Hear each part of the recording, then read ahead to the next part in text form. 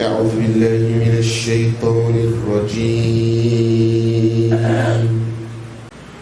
بسم الله الرحمن الرحيم. وإذا أذقنا الناس رحمة من بعد ضراء مستهم إذا لهم مكر في آياتنا قل الله أسرع مكرا إن رسلنا يكتبون ما يمكرون هو الذي يسيركم في البر والبحر حتى إذا كنتم في الفلك وجرين بهم بريح طيبة وفرحوا بها جاءتها ريح عاصف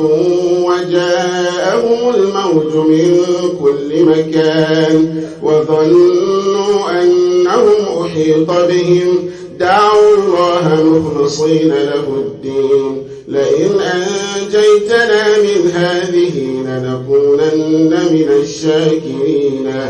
فلما أنجاهم إذا هم يبغون في الأرض بغير الحق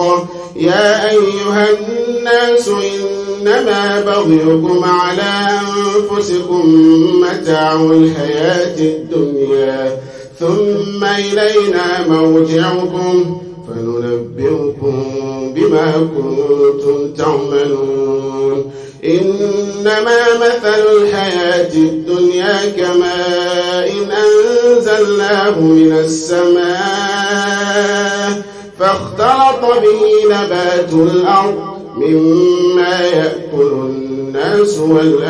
والأنعام حتى إذا أخذت الأرض زخرفها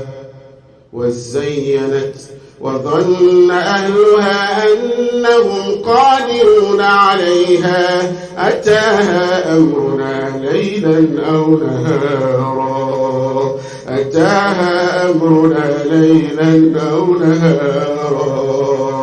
أتاها أمرنا ليلا أو نهارا فجعلناها حصيدا كأن لم تغن بالأمس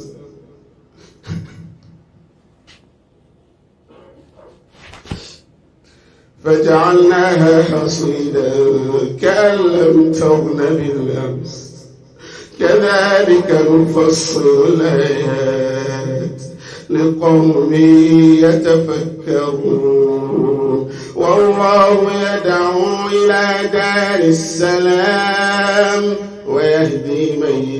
يشاء إلى صراط مستقيم.